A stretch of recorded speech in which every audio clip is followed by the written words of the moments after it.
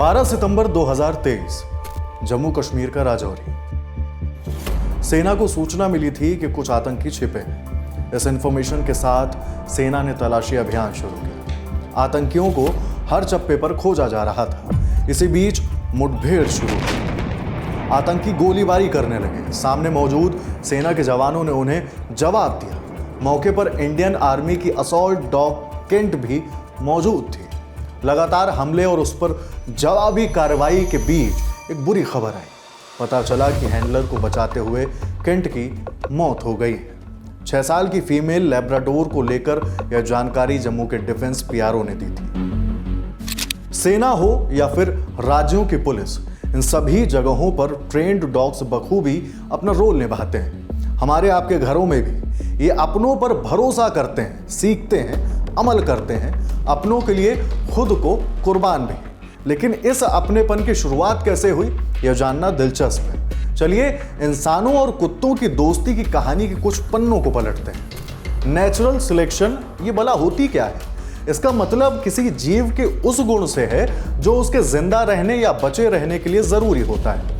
इस खूबी के चलते कुछ बच जाते हैं, बाकी विलुप्त या कहें गायब हो जाते हैं। उदाहरण के खांचे में कुत्तों को रखते हैं। ये आदिम भेड़ियों के वंशज हैं। इंसानों ने इन्हें पालतू बनाना शुरू किया। जो कम हिंसक थे उन्हें अपने साथ रखा, प्रजनन कराया। इंसान जिनको अपने साथ रखने में वे सहज थे, वो प्रजातियां दिखने लगी। इन सब में फायदा कुत्तों का ही था। फायदा ये कि कुत्तों के रूप में बदलते इन जानवरों को आसानी से खाना मिल जाता था। जंगल में रहने के दौरान होने वाले खतरे के बजाय इंसानों के साथ सुरक्षा का भरोसा भी। विकास क्रम में कुत्ते कुछ इस तरह विकसित हुए कि उनमें वो गुण बने रहे जो हमारे आपके काम के थे, या यूं कहें कि सिर्फ काम के नहीं बल्कि ऐसे भी जो इंसानों को पसंद थे। हो सकता है कि आपको यह बात सुनकर हंसी आ जाए, लेकिन है एकदम 100% की बात।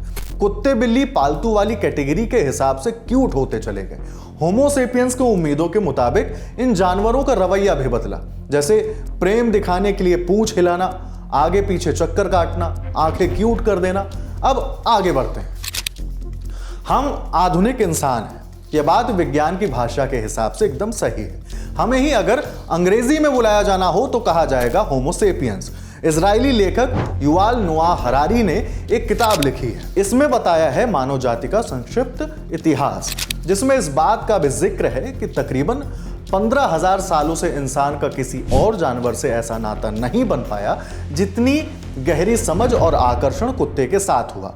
उस दौरान कुत्तों को ज्यादातर इस्तेमाल शिकार और लड़ाई में होता था। ये जंगली जानवरों और इंसानी घुसपैठ के खिलाफ बतौर अलार्म सिस्टम भी काम करते थे। सभ्यताओं में बदलाव के साथ होमो सेपियंस और कुत्तों ने एक दूसरे को और गहराई से समझना शुरू किया।